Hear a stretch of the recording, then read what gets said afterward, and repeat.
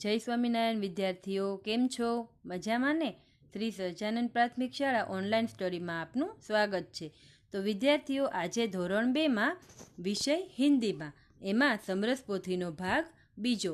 અગાઉના વિડીયોમાં આપણે સમરસ પોથીના પહેલા ભાગમાંથી હિન્દીનું પુનરાવર્તન કર્યું. એમાં સોપાન 3 સુધી આપણે પુનરાવર્તન કરેલું હતું. એની ખાલી જગ્યા, પછી કક્કાવારી પ્રમાણે આપણે હિન્દી કોકો શીખ્યા, સાદા શબ્દો અને વાક્યો પણ સાથે સાથે બોલતા ગયા અને શીખતા ગયા.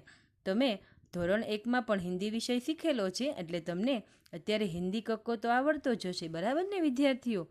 અને 1 થી 10 સુધીની ગિનતી છે એ પણ તમારે અંકમાં અને શબ્દોમાં ખાસ પાકી કરવાની છે. તો આજે જોઈએ ધોરણ 2માં સમરસ પોથીનો ભાગ બીજો, વિષય હિન્દી. એમાં પાના નંબર 100 ઉપર આપણે પુનરાવર્તન કરીશું. આપણે જે પુનરાવર્તન કરીએ છીએ તમારે પરીક્ષાલક્ષી છે, એટલે હું તમને જે રિવિઝન કરાવું, પુનરાવર્તન કરાવું, એ તમારે ખાસ પાકું કરવાનું છે. બરાબર વિદ્યાર્થીઓ?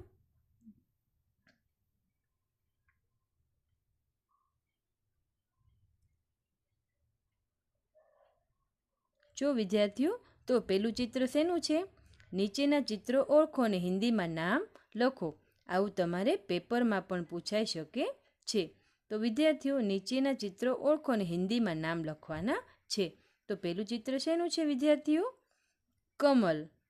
તો અહીંયા મેં જેમ હિન્દી શબ્દ લખેલો છે એમ તમારે પણ લખવાનું છે, કમલ. પછી બાજુમાં છે ખરલ. અહીંયા છે બતક અને તાલા. એના પછી નીચે જોઈએ આમ, ચરખા, કિતાબ અને સિતાર. બરાબર વિદ્યાર્થીઓ? તો આવા ચિત્રો હશે તો એની નીચે તમારે નામ લખવાના રહેશે. એના પછીનું પેજ જોઈએ.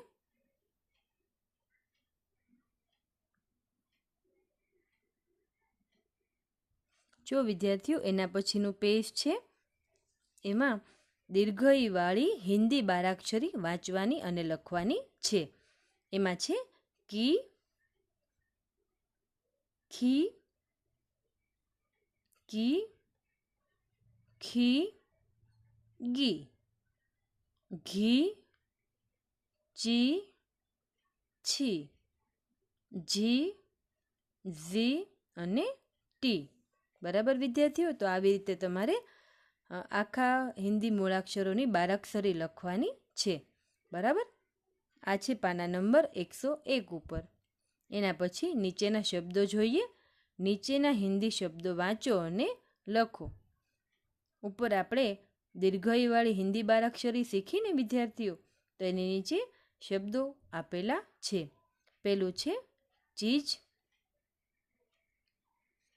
બીજ, જીભ, ખીર, વીર, લડકી, મટકી, કકડી, ઇમલી, વર્દી. એના પછી બાજુમાં છે તિતલી, બીજલી, શિકારી, ભિખારી, વિધાત્રી. એના પછી નીચેના હિન્દી વાક્યો વાંચો અને લખો. પેલું છે સીતા બરફી ખા. એની પછી મીતા કકડી ખા. એના પછી ખીર ખાકર કામ કર. એના પછી છે સીતા જનક કી પુત્રી થી. બરાબર વિદ્યાર્થીઓ? હવે જોઈએ એનું પછીનું પેજ. આપણે અગાઉ સોપાન 1, 2 અને 3 કરેલા હતા. આજે આપણે સોપાન 4 શીખવાનું છે. મેં તમને અગાઉ કરાવેલું છે એ પ્રમાણે આપણે પુનરાવર્તન કરવાનું છે. એક ગાયથી, ગાય કાલી થી, ગાય હર દિન પહાડ પર જાતી થી, ગાય પહાડ પર હરી હરી ઘાસ ચરતી थी, गाय कभी तालाब पर जाती थी, गाय कभी नदी पर जाती थी, गाय नदी तालाब का पानी पीती थी। तो जो विद्यार्थीओ आवुं सोपान आपेलुं होय तो એના આધારે તમારે ખાલી જગ્યા પાકી કરવાની છે. પહેલું છે ગાય ખાલી જગ્યા થી, તો એમાં કાલી. તમને કૌંસ આપેલા હશે પેપરમાં, એમાંથી જોઈને તમારે સાચો જવાબ પૂરવાનો છે. બીજું છે ગાય હરદિન ખાલી જગ્યા પર જાતી થી, તો ગાય હરદિન પહાડ પર જાતી થી. એના પછી બાજુમાં છે ગાય પહાડ પર ખાલી જગ્યા ઘાસ ચરતી થી, તો ગાય પહાડ પર હરી હરી ઘાસ ચરતી થી. એના પછી ચોથી ખાલી જગ્યા ગાય નદી તાલાબ કા ખાલી જગ્યા પીતી થી, તો ગાય નદી તાલાબ કા પાણી પીતી થી. બરાબર વિદ્યાર્થીઓ. એની પછી આપણે જોઈએ નીચે હસવાળી હિન્દી બારાક્ષરી વાંચો અને લખો. બરાબર. તો એમાં પહેલું છે કુ, ખુ, ગુ, ઘુ, ચુ, છું, જુ, ઝુ અને ટુ.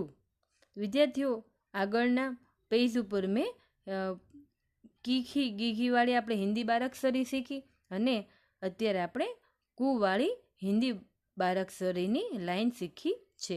તો તમારે હિન્દી બારાક્ષરીની લાઈન આવે તો તમારે આ સમરસપોથી ભાગ 2માંથી જોઈને કક્કાવારી પ્રમાણે જે હિન્દી બારાક્ષરી આમાં શીખવેલી છે એ તમારે બરાબર પાકી કરવાની છે, અને પેપરમાં પણ તમારે પૂછાશે. બરાબર વિદ્યાર્થીઓ. તો મળીએ હવે પછીના વિડીયોમાં. જય સ્વામિનારાયણ.